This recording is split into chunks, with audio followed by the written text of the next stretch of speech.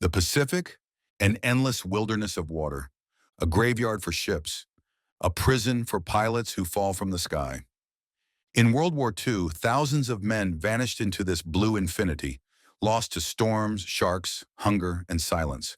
But when hope was fading, one aircraft became their guardian angel, a strange, slow, ungainly bird, the PBY Catalina. Tonight we follow one incredible real story, a mission of courage, a battle against time and ocean, and the crew who refused to let American sailors die alone. This is the unforgettable rescue of 1942, a moment when courage soared and then a flying boat defied the Pacific itself. The PBY Catalina was no beauty. Two massive engines, a slow, awkward body, and wings wider than a two-lane highway. But to the men stranded at sea, the Catalina was the most beautiful sight in the world.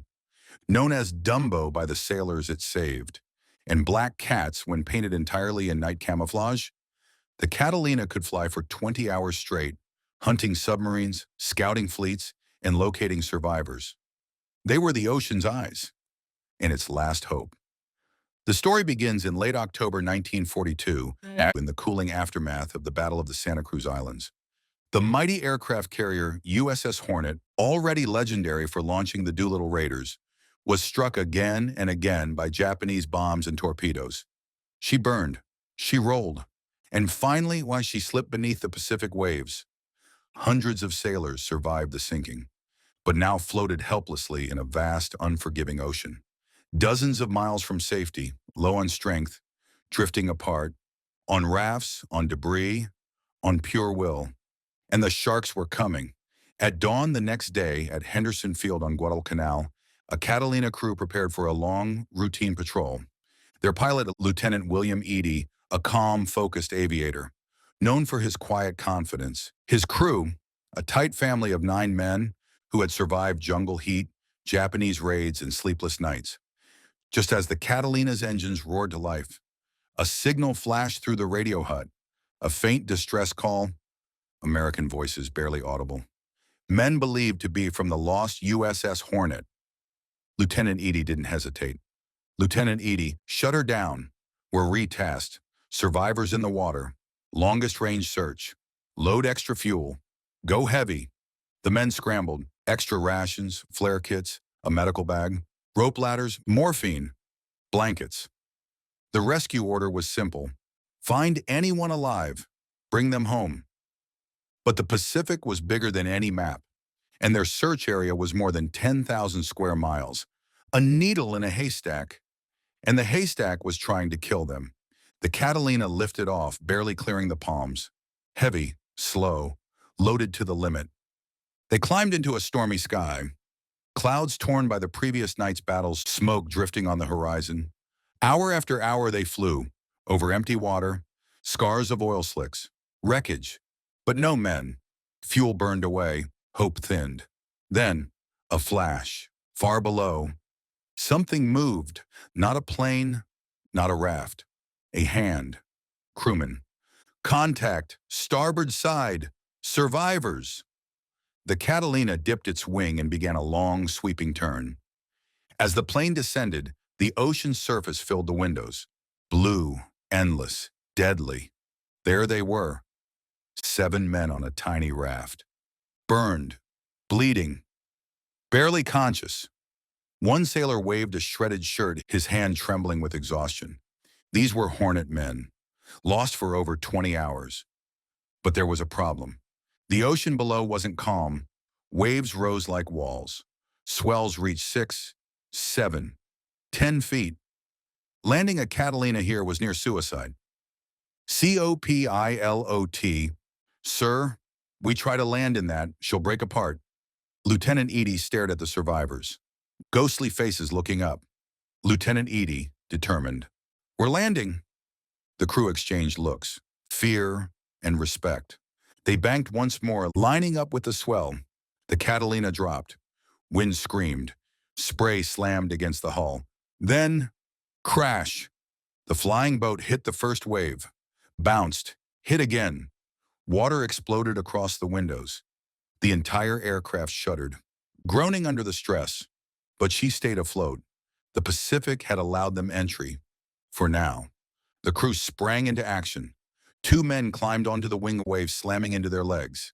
Lines were thrown, hands reached. One by one, survivors were hauled aboard. Some collapsed the moment they touched metal. Some cried. One whispered, "Survivor." I thought nobody was coming. The Catalina crew worked without pause, binding wounds, giving water, cutting away burned clothing.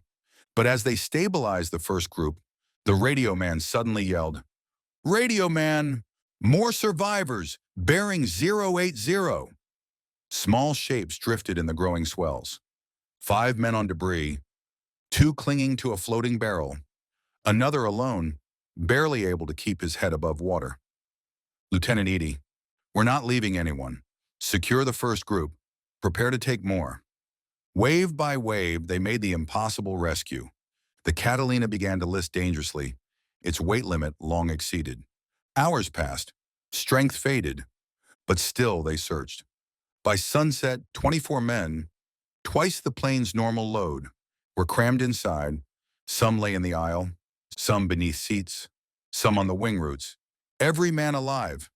But the oceans weren't done with them yet. As they taxied on the waves to begin takeoff, the Pacific struck with fury. Night fell. Rain hammered the fuselage. Waves pitched the Catalina like a toy. Takeoff was impossible. Visibility was zero. They were stuck on the open sea, a helpless metal shell drifting in darkness. Inside, the rescued men moaned softly. The air stank of fuel, salt, and pain. One sailor, a boy barely 19, grabbed a crewman's arm. "Young sailor, please don't let us die out here." The crew stayed awake all night, bailing water, comforting the wounded, firing flares when they heard distant engines, praying. Just before dawn, the storm broke. The horizon cleared, the ocean calmed. Edie made his choice. "Lieutenant Edie, we take off now, or we'll be found by the wrong side." The Catalina started its run, slow, heavy, overloaded beyond all safety limits. The hull slammed against the waves. Spray blinded the cockpit. The engines strained, groaning, shaking, overheating. The sea refused to let them go. COPILOT. Come on, come on, come on. They needed speed, lift, a miracle. Edie shouted at Lieutenant Edie, "All crew, move forward. Shift weight to the nose." The Catalina's men dragged themselves and their passengers forward, crawling over bodies through narrow spaces, pushing weight to the bow. The plane lurched, lift increased, the bow rose, and the tail skimmed the surface. Spray shot like fireworks. And then, she broke free. The Catalina clawed into the sky, wings trembling under the load. Below them, the Pacific roared, defeated.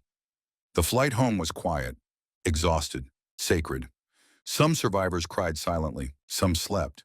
Some stared at the sunrise, unable to believe they were alive.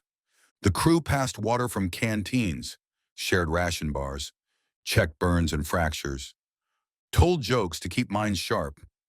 Hours later, the silhouette of Guadalcanal appeared, smoke over the jungle, the battered runway of Henderson Field. As the Catalina touched down, ground crews rushed forward.